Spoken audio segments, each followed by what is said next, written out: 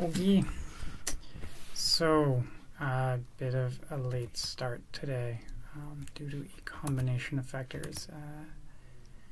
Someone decided they wanted the meeting room I'd booked, and also my train got late, so c'est la vie. So I'm going to try and do something, but more likely I'm just going to restart the cluster quickly, and then I'll go find a place outside because the weather's pretty nice, and the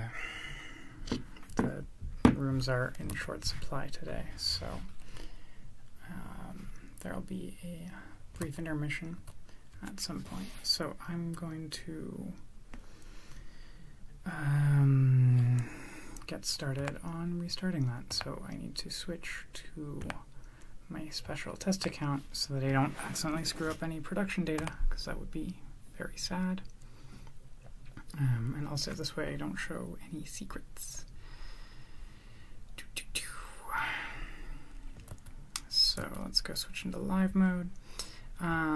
So yeah, I'm gonna restart the cluster that I'm using here today. The cluster that I was in got into a bit of a bad state. I was using a sort of early test version of our stuff, so that's kind of why. Yeah, so it entered into an error state. Let's figure out why. Well, yeah, that's weird. I have two clusters with the same name. I don't think I'm supposed to be able to do that. Let's go ahead and we'll just delete both of these clusters. And I'm going to go ahead and actually one of the things that I wanted to do really quickly, and this is just because I'm super lazy, is image version. I'm going to switch it to preview. I'm going to look at the equivalent command line interface, and we're going to look for, yeah, okay. And so we're going to add this to my launch command, which didn't previously have it. So let's go into, or at least I don't think it did, preview. Nope. Yeah. Was this in global? No, whatever. So we're gonna add the image version of preview, and this launches it in West 1B. Whatever. I'm sure that's fine. Or I'm sure that's fine, and then of course I'll find out why it's not fine shortly. Yeah, so this first part is just going to be pretty much getting started, and then we'll take a quick break and I'll run outside and do some stuff there. And so, yeah, you can see I was testing the Spark 2.3.1 release candidate recently. And if anyone's interested in helping us do that, you know, that's a thing that would be greatly appreciated. Cool. I'm gonna go make sure it's showing up in both places really quickly, just in case anyone has any comments. I know it's 2 a.m. on the West Coast, but maybe some European friends will have some questions for us. And so the reason I'm doing the preview is I'm not super sure if Spark 2.3 is in the preview yet, but if it is, I would obviously like to use Spark 2.3 because there's some, or maybe not obviously, I would really like to use Spark 2.3 because there's some really cool stuff in it, including vectorized UDF acceleration, which we could actually use for one of the things that is in the to-do list for this project. So in the meantime, while this is happening, let's look at what the project that we're working on today is. And so that's holding K, diversity analytics project. And so this is PySpark, and this is just because I find that when I just have a bunch of really simple type of sort of data munging type tasks going on, it's a lot easier to just do it in Python. And so that's what we're going to do today. And this is this diversity analytics thing, and it's looking at sort of the different people who are contributing to Apache projects. And there's some related work as well. This is one of the libraries we use. And someone's done something similar in Linux kernel, technical contributions. Really interesting stuff. And so we're just doing a different version of that with a focus on ASF projects, because ASF projects have a lot of commonality, but there's also slight differences between the projects. And my hope is that we might find some different things which are correlated with different levels of diversity in these projects. And so then we could maybe say if some things are more strongly correlated, we could try them in other projects and see if maybe there is a causal link. Really, the most I can do though with a Python notebook is correlation. I can't do causation. So we'll work with what we've got. Let's see if our cluster is started. It is still starting. I am impatient. Let's go take a look in our web UI. Okay, it's starting. We can click through, take a look, overview, okay, actually, so most of these are up. We could probably, it's probably running the initialization script is my guess. And so let's actually take this opportunity to go look at the initialization script. This is diversity analytics, jupyter.sh, cool. And this installs a lot of dependencies. And there's some hacky things in here. CoffeeBoat is designed to allow us to dynamically install dependencies, but right now it doesn't handle sort of installing non-pip dependencies, and so this Vader lexicon, for example, is something which we want to ensure is installed. So we can't quite use CoffeeBoat the way we would want to, but it's a start, and yeah, it's what we can work with for now. I can fix that in CoffeeBoat at some point. There's an open GitHub issue for that. So yeah, this is going to take a little bit of time to get that started. So let's look up this really quickly. And so this is the presentation that this is for. We should maybe reach out to them about this highlighting, or maybe it'll let me edit it just while we're waiting for the cluster to come up. And if anyone has any questions, oh, they changed their sign-in.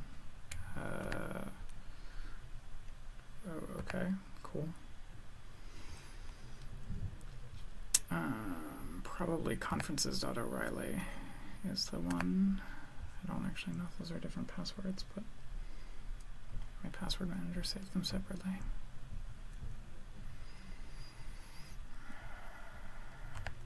Let me edit the one which I'm speaking in, or is it just going to link me to it? Yeah, there's no edit button. Completely understandable. Okay, so I'll reach out to them and we'll update that shortly. Okay, well, this will take a little bit of time. This might actually be a good interlude for me to go outside or go find another meeting room. Let me see if there's another meeting room that I can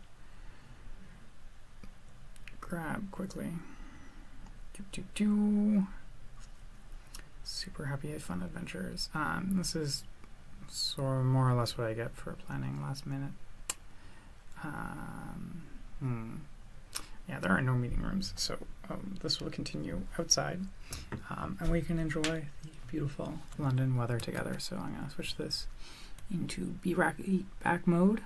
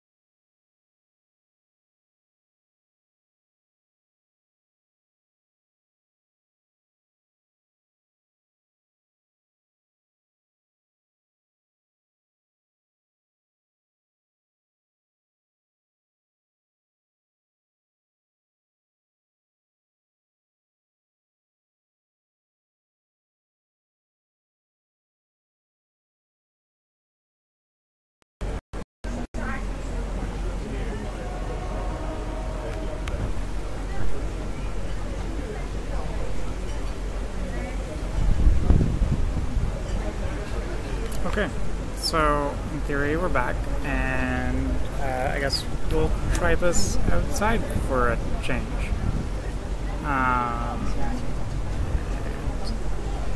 Have the chat room up on my phone, so if anyone has questions, we'll go there. And so I'm just going to hang out in front of the office, and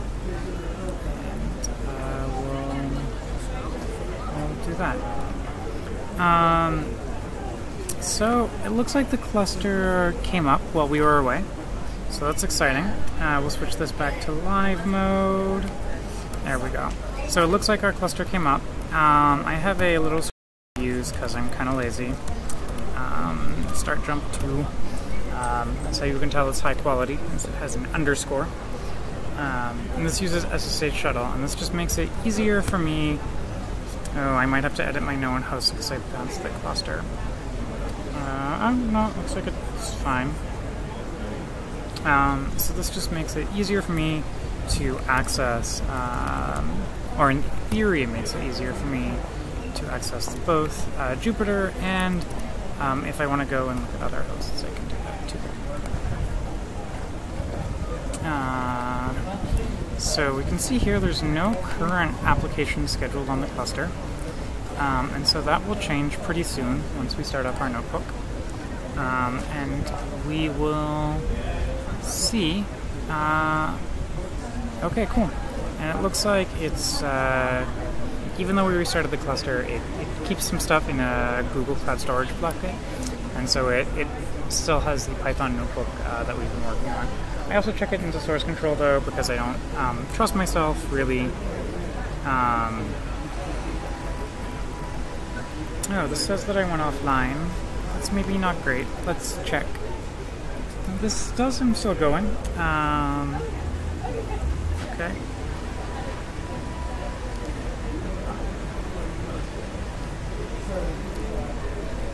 Well, we'll load the Jupyter notebook. Normally it doesn't load this slowly, but I assume it's because I've got both the streaming going and I've got my phone monitoring the chat room. That's probably taking a little bit of bandwidth, although it could be an issue with Jupyter, or it could be an issue with the gateway. What does this say? Okay, so we're no longer working on we're not currently working on PMML model export, so let's update this to diversity analytics, or let's just go Apache contributor analytics with PySpark. Put this in this review info file, and it should update there. Cool, and we can see here that it's up. Now, because we restarted the cluster, actually, this is, well, whatever. Because we restarted the cluster, it's there's no cache data or anything like that anymore.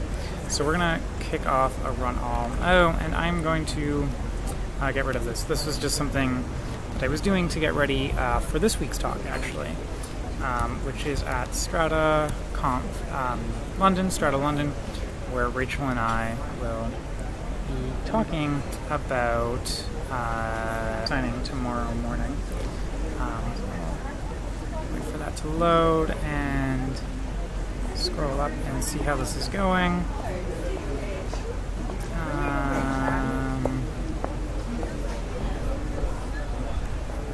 Okay, yeah. And so it's going to be Wednesday.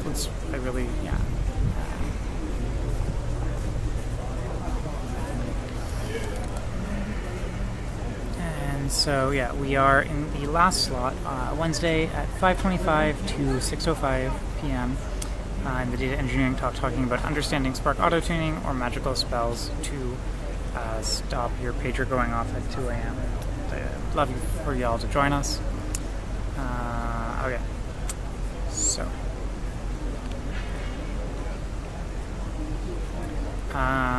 okay, cool. We can see that the first part is run. We've got some information about Apache committers. This is all relatively small data. And now one of the things is, even though we lose our cluster, because I restart pretty frequently just to try new things out, I have this non-blocking df saver load, which essentially says, hey, if this data frame exists, just read it back in.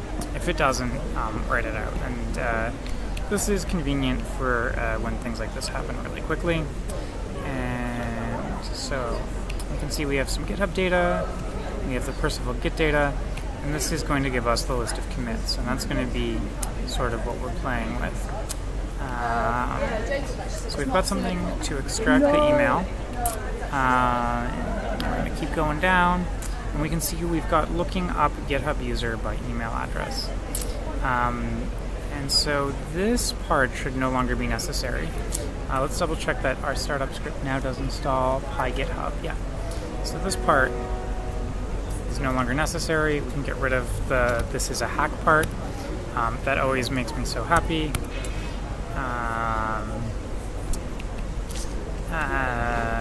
So one of the things we should do is to do better backoff, and to do authenticated. Okay, so that's cool. We'll rerun that. Oh, cool, and it does not seem to like what we did, so... Unable to infer schema for Parquet. That is weird. Normally we can infer Parquet schemas. Let's see if this is actually just telling us that it's in a bad state.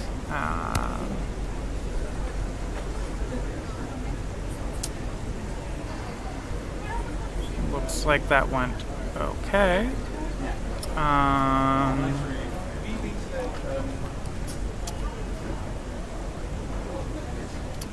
So let's go and do a show on this really quickly.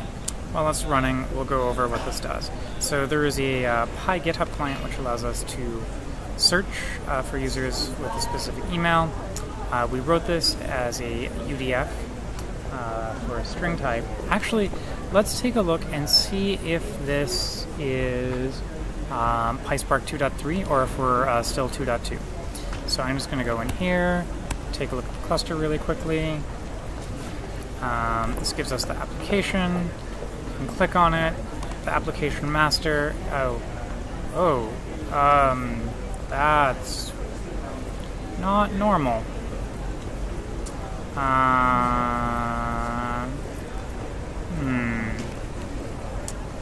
That's weird. What happens if we go here?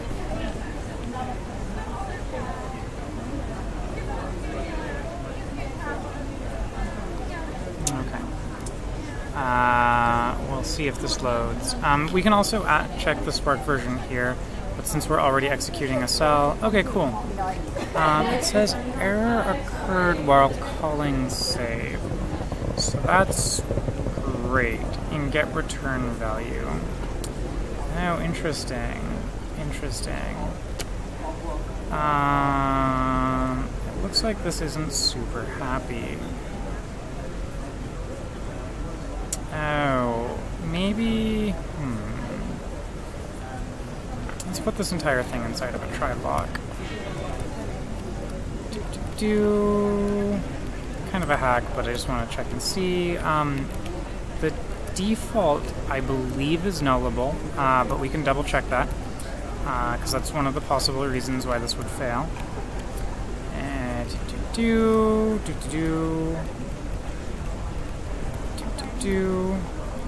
and then we're gonna go accept, and then if things go sideways, we'll return none. We should probably actually have counters in here to keep track of this. I'm kind of lazy. Let's see here. Well, okay. I'm actually gonna go insert cell above, and let's go ahead and grab first. should do a narrow evaluation, although it will still kick off a remote job on the cluster. So the other thing that we were going to check is if this is Spark 2.3.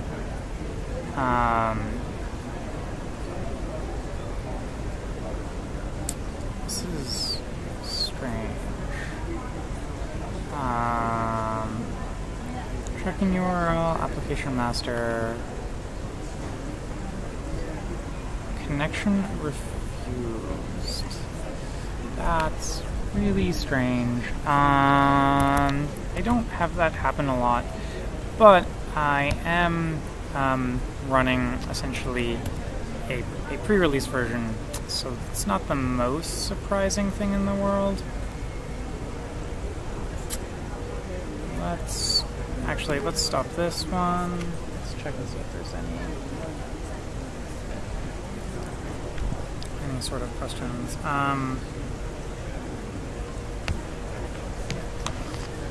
Here, so instead, insert cell above, SC.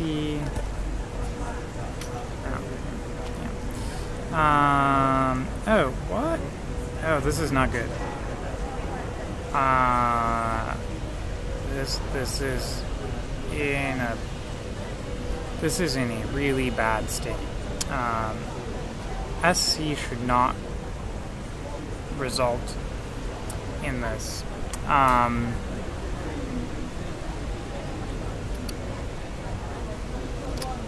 That is not good. Although,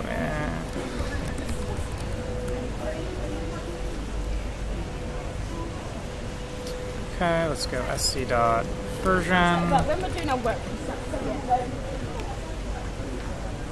Okay, this is 2.3. So we could switch this to be a Pandas accelerated UDF, but I am concerned with how calling SC is resulting in a failure. This is not good. So this is coming from... So I'm going to try... this isn't great. Let's just go sc.stop.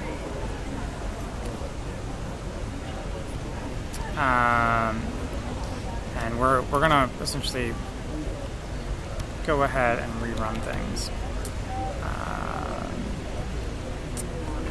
Let's go back up to the top. And we can rewrite this to be a Pandas UDF in just a second.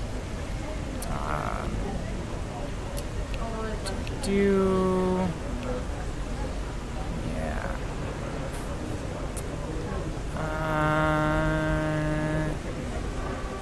Spark. Maybe overhead.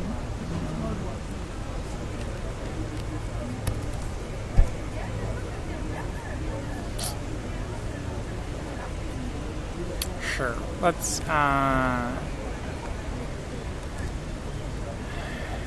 run these two. Let's just give us a new Spark session, and then we can call SC, and if this still gives us an error,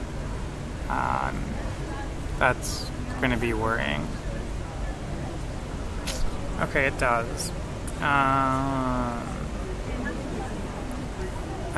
Return the URL of the Spark UI instance started by the Spark context.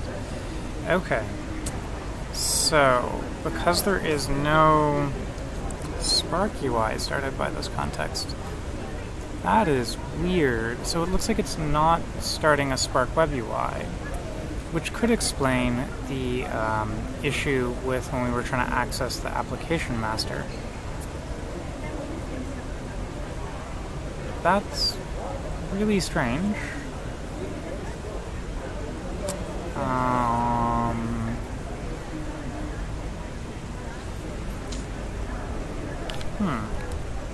Spark disable. I know there is a configuration parameter to disable the web UI.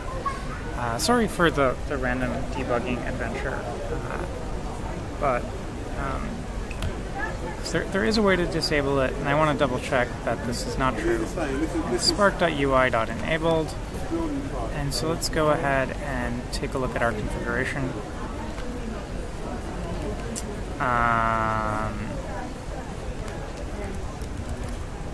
It's like, well, let's go over here. I'm gonna go into Spark, set PySpark, Python, PySpark, context. So nice.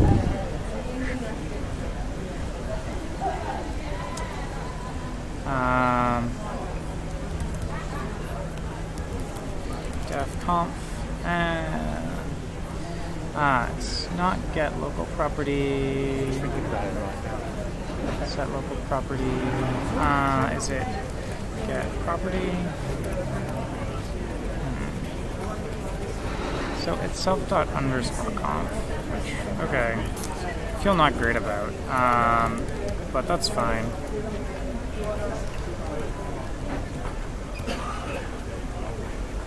What? Who the?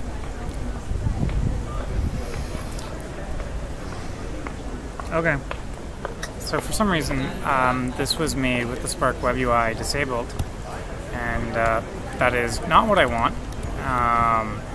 So I will file an internal bug later about that, because that is not the default. So I suspect that might have been a thing that we did in our image. Although, I mean, it's possible that I have something weird in my own personal configuration. But for me, the web UI is really useful and important for debugging. And so let's try this and see if it works. Let's go ahead.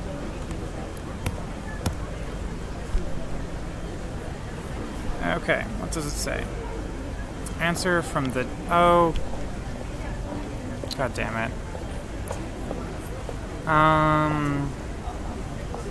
Okay. So in that case, my guess is that there is a jar conflict or something which prevents us from making it enabled. And that is really, really annoying. Oh no, okay. This is just maybe broken? I don't know. Maybe it's just in a bad state. Let's try spark.webui.enabled. It's true. And yeah, it's gonna fail. We're gonna restart our kernel and restart and run all. And let's hope this works. And if it doesn't, we can disable the web UI. It'll be a little bit annoying for today, because then we can't go and look at the lineage of our RDDs and data frames as easily, which is really useful for debugging, but it's fine. I thought I got rid of this. Alright, let's get rid of this cell.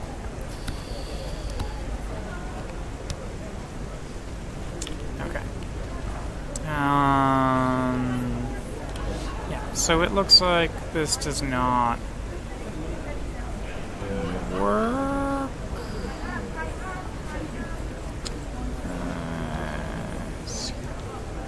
Oh no, this is the web UI one. It is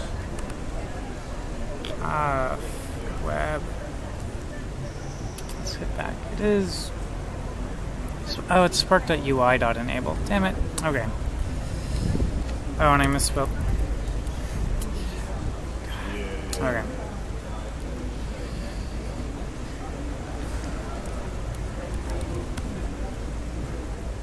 Stop the current Spark context.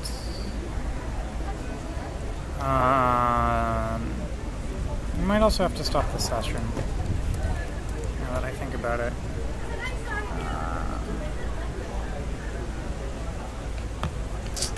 Cool. This is what I get for trying new versions of the software every time.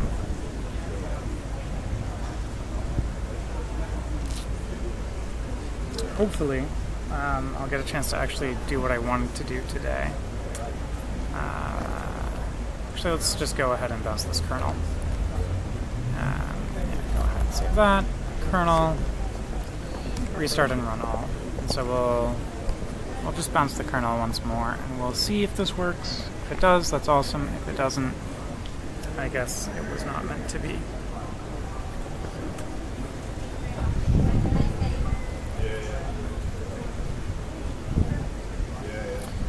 Kernel created, kernel starting, kernel ready, so it's running everything. It's great.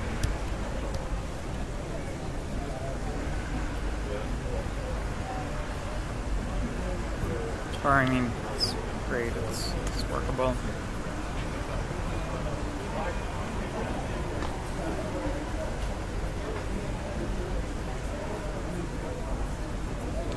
Let's go up here. Oh, this looks promising.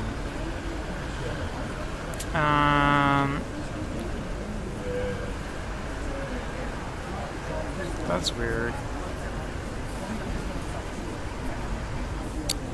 It looks like we still might not have a web UI.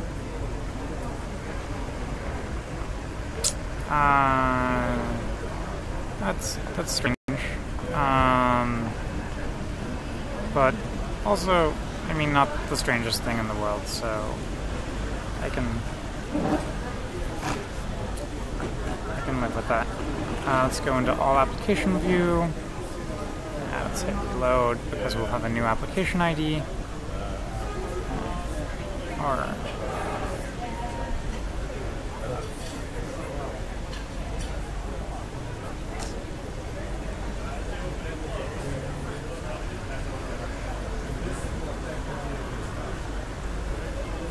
okay.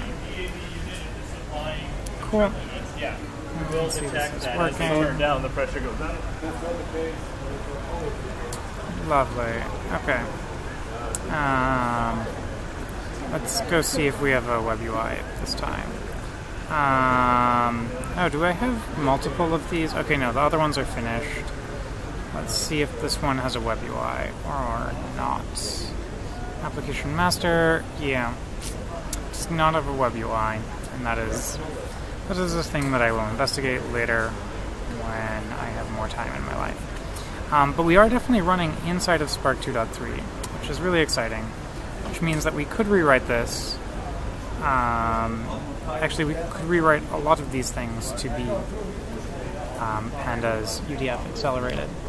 So let's take a look at how that works. So instead of at f.udf, it's PySpark SQL functions, pandas underscore UDF. And so then we can go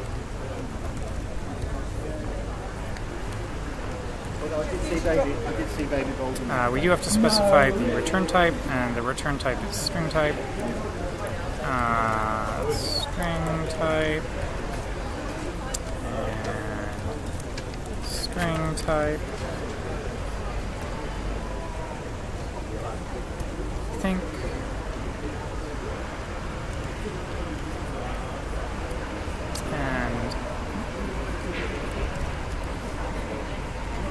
this should make it a little bit faster.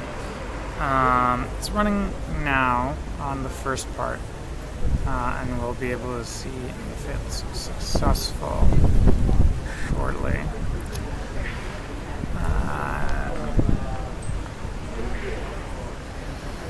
While it's running, let's write the UDF which I actually wanted to write, which is so py GitHub user info. So actually, one of the things that I'm curious, GitHub pronouns.is. I'm curious how many people list their pronouns on their GitHub.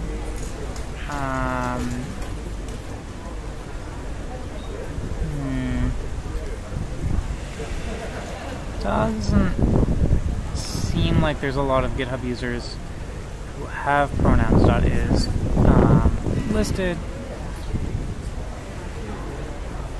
but we can still take a look at that. For example, I don't think I do. No, it's Spark testing base. Let's do. What information do I have in my GitHub profile? So this says, yeah, so we could take a look at the bio and see what pronouns the person uses to refer to themselves with, if they do. GitHub, GitHub API.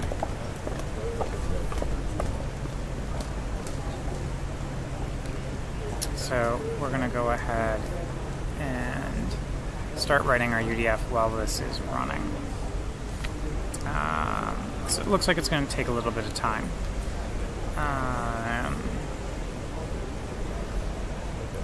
So this is at f.pandas_UDF string type. Actually, for now, let's leave out the annotation because we'll just call it like a regular function while we're developing it. Fetch GitHub user bio. For now, we'll just say username and hope that works. So, yeah, this read the docs doesn't show much of the APIs. Let's see if this one does. Don't think I want search. I think I want to get a specific user. So let's go in here.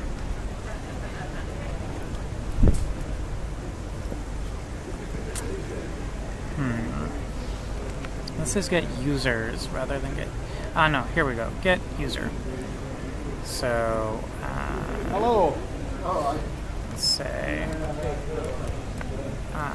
Once again, we do our import inside, and we create our GitHub client inside of the UDF, and this is because otherwise it would try and serialize it, and quite likely inside of here it's making a HTTP connection or HTTP pool to reuse, and we can't serialize an HTTP pool across the network. That's not going to go very well.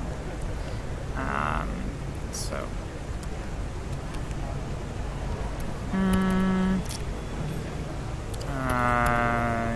Yeah. Sure. Yeah. So, GitHub client. There's some similar code that we should refactor, but we'll start with this as a starting point. So, get user, it takes a login.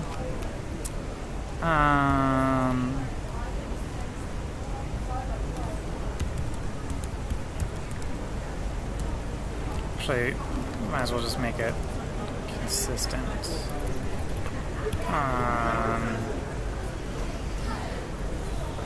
Oh, no, GitHub client, and then results equals GitHub_client dot get user. User login equals login. Okay.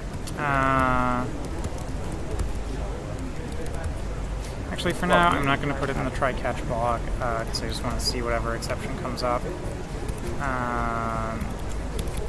The other one is taking way too long to run. I don't really have the time to debug it, so let's go ahead and just interrupt it for now.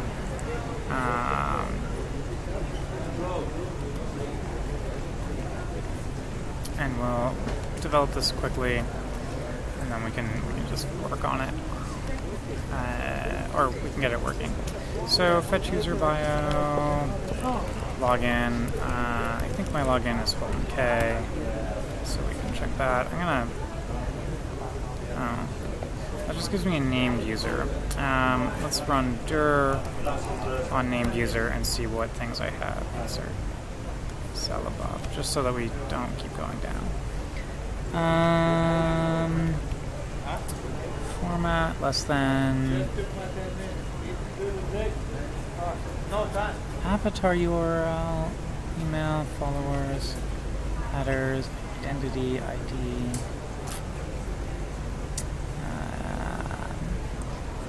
Gis repos type. Okay, so there's a bio and a blog, and there's some other stuff. Okay, so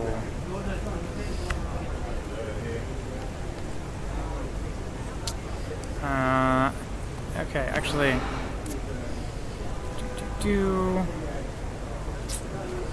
let's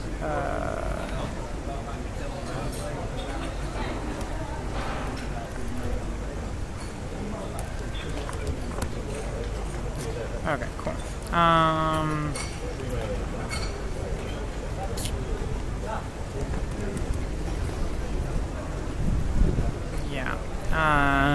So try. If there is no bio, it'll throw. This is not great, but that allows us to do it quickly. Why isn't this going up like I want it to? There we go. I really want to do a login.map, but let's go ahead. If login equals none, or and this is just because we might not have a GitHub login for everyone.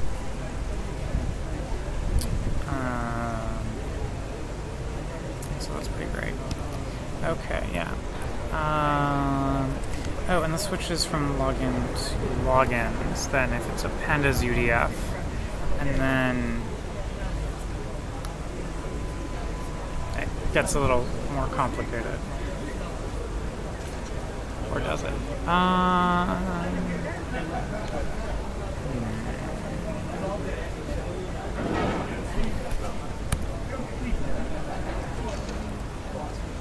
use pandas UDF annotation, string type.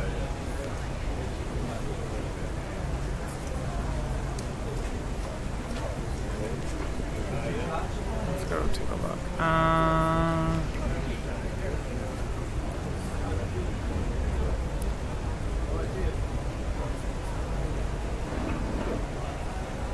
So we're going to give it a function type of scalar, which is what I forgot to do in the other place.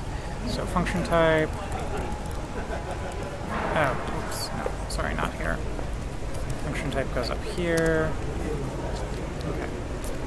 Return type, string type, function type is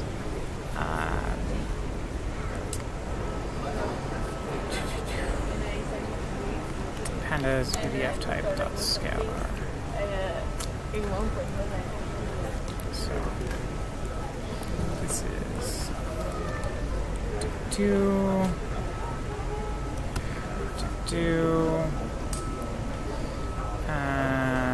okay. It's optional, but we'll put it up there as well. And let's go ahead and figure out what's going on. Why this is taking so long to run. Because I want to make sure that this code works not only locally, but also in our actual distributed cluster. And that way I can call it a day and run away and get lunch. Actually going to check my chat really quickly. See if I have any questions for Friend Panda. No, looks good. Looks good there. So,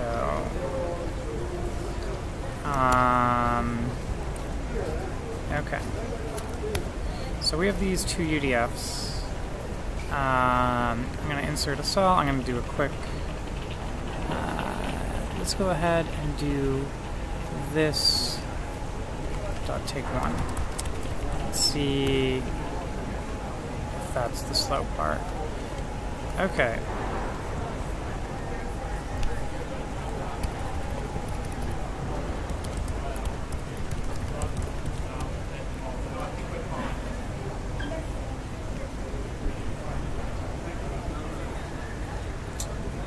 Yeah, that looks like that might indeed be the slow part.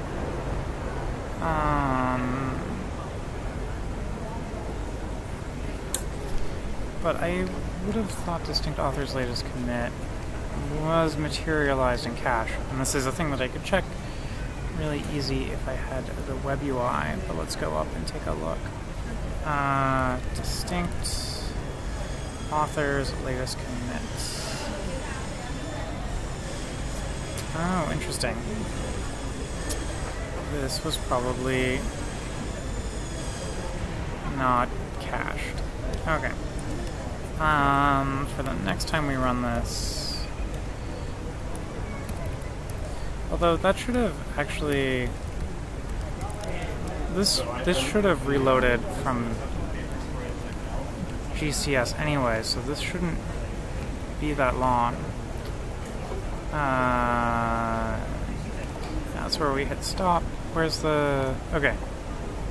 So that's fine. If we run it again, does it take forever? No. Okay. That's cool. So this gives us a small data frame that we can quickly test our thing on. And so let's go and do that really quickly.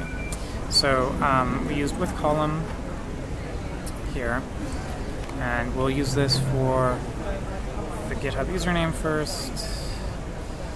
Where did I do this? Okay.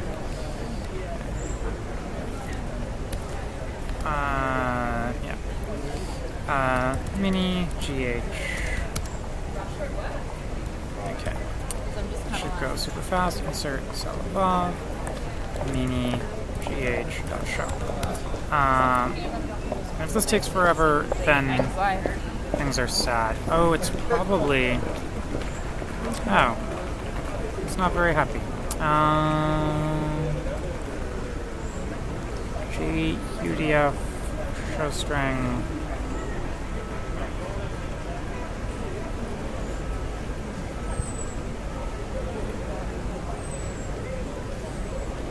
Okay.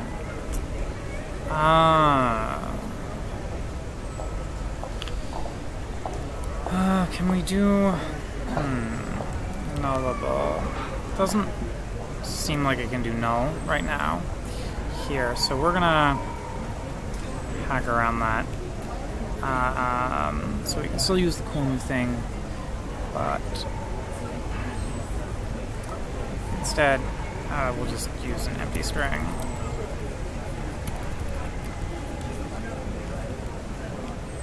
Not great.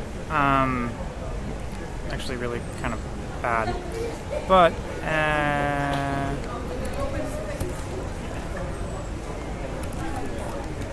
it's fine for just some notebook work. Okay. Got 0. Cool. That is not what we want. So then there is something wrong inside of look up GitHub user by email.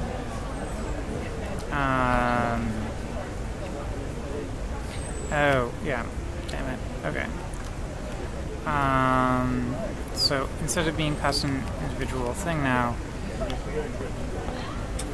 we need to do to make this, damn it, inner lookup this part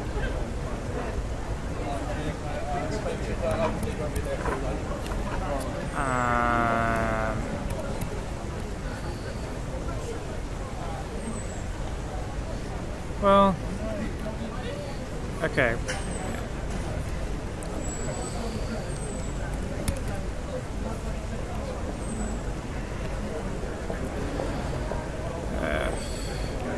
So we need to use the apply function, and so that's what we'll do, because we're going to get passed in a list, append a series of emails.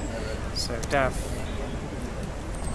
emails and emails dot apply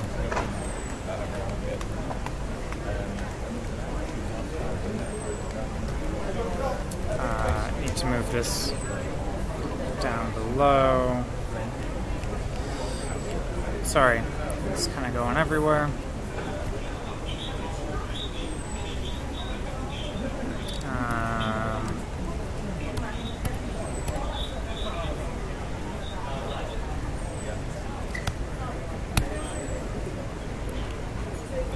So we can see if this works. Cool. And now we can see it works. We pandas UDF accelerated it. It's 5 elements. Not super surprising. Although none of these people have GitHub usernames. That's sad. Let's see if that's actually the case, or if maybe I'm unlucky.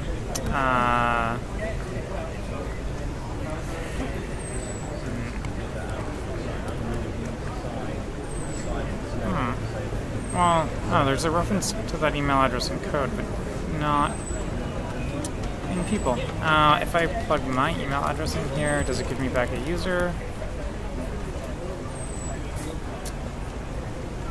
It does. Okay, so let's go Yeah, no users. That's unfortunate that the top 5 users that we picked do not have GitHub information. Not the most surprising. Latest commit 2014. I imagine that person might use a different email. You know, and we see 2012, 2015 one. And a lot of Apache projects are still not actively used. So let's go ahead and switch this limit to 50. Let's switch it to 20 and hope that we get some results, because otherwise it's kind of sad, but kind of sad is better than nothing, I suppose.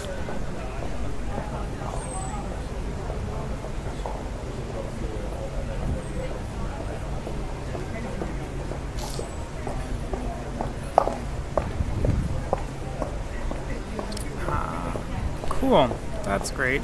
We got an exception. Let's find out what it is.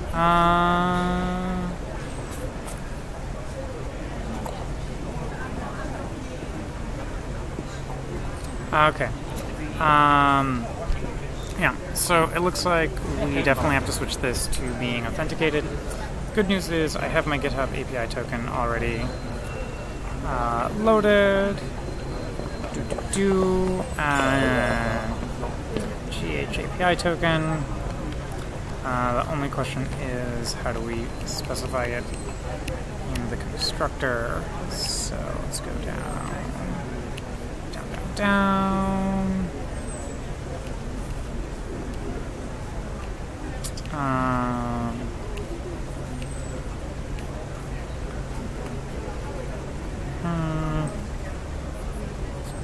Yes. Okay. Let's go back here. Main class. Does it take a... lovely. Log in our token, and then we'll give it our token. Cool.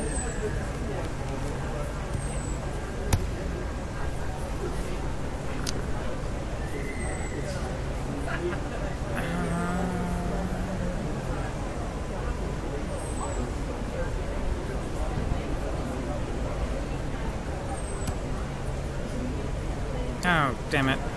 Oh, okay, cool. I didn't actually evaluate that, thankfully. Okay, go ahead and run this, then we can run show, and hopefully with our authenticated token, it's actually okay. Or are we still requesting it too quickly? API rate limit exceeded.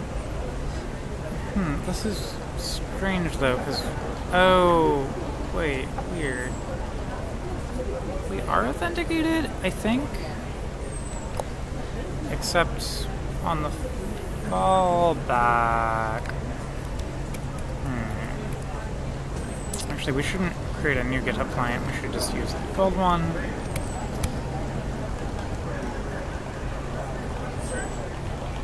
Login or token equals GH API. So So, I'm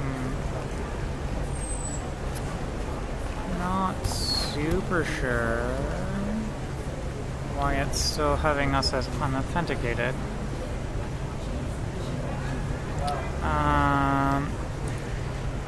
API rate limit exceeded. Okay.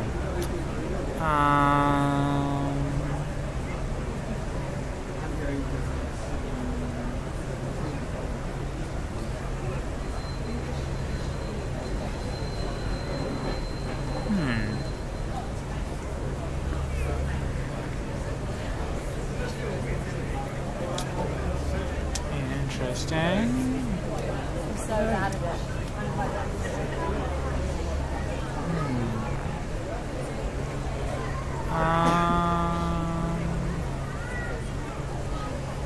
That's weird, because we have specified our GitHub token. Maybe there's a client ID and a client secret that I have to provide. GitHub API client secret. And if so, we'll switch to the B right back while I get it. But I would have thought my token was what I needed, because that's what we were using with Percival. That's being a bit slow.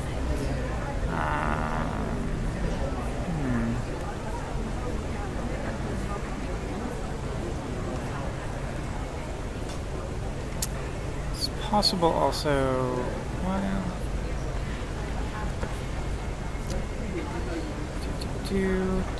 I guess it wants us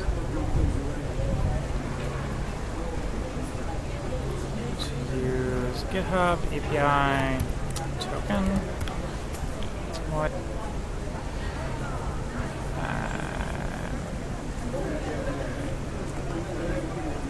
Okay.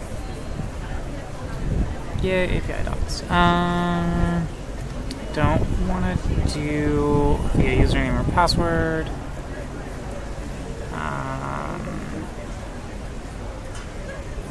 Whitelist the token. Authorization token.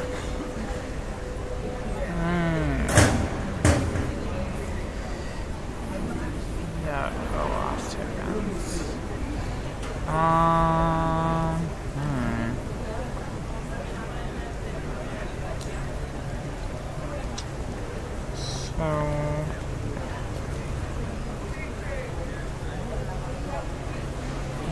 Interesting.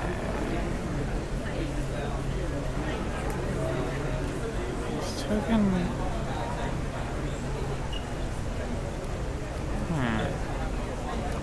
Is there something? Let's see. PyGitHub token.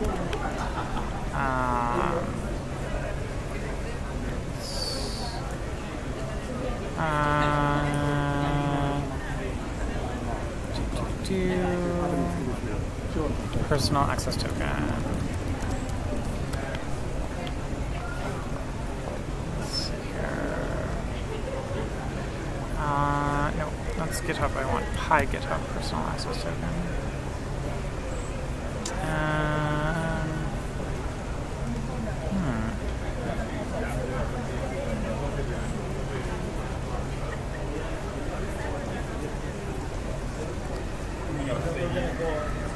Yeah, I mean, yeah, you don't apply, but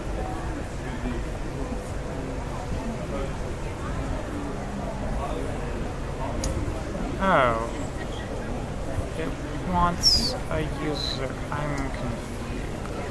Oh, added in this commit.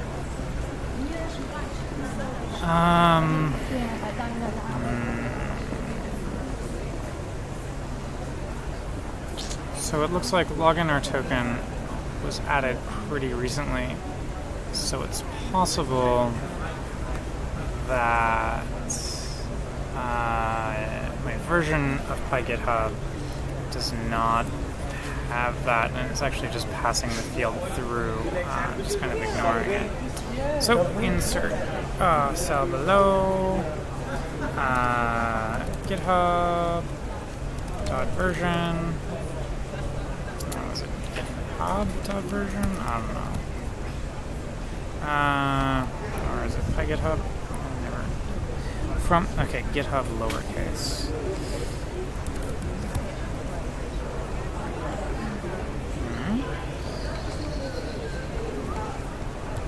Import GitHub. GitHub has no attribute version. Okay, underscore version. Damn it. Whatever. Pip freeze grep GitHub.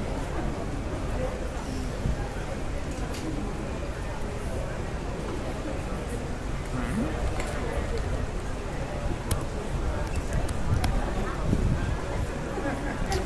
1.39. So yeah, okay.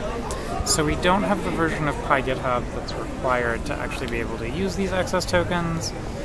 So for now, the API rate limit is hard. And I can switch this to use my username and password, but I'd rather not encode that.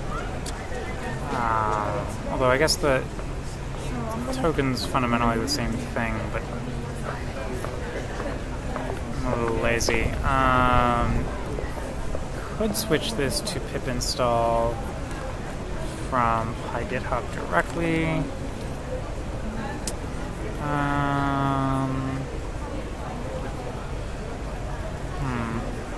Yeah, okay. I'll switch it to username and password, and we'll see. But I guess I'm probably going to wrap it up for today, because it's getting close to lunch, and my battery is pretty low, and I'm working outside. Lovely though it may be, it's pretty cool. So, we got the two little UDFs working, and we found some interesting bugs for me to investigate and come back to next time. Around 5 p.m. tonight, I'm going to take a look at the PySpark Kubernetes support PR, and we'll go from there. So, thanks for tuning in. Hopefully see you this afternoon. And I'll probably try and find a more indoors place as enjoyable, though it may be, I don't like bug bites. Have a nice one.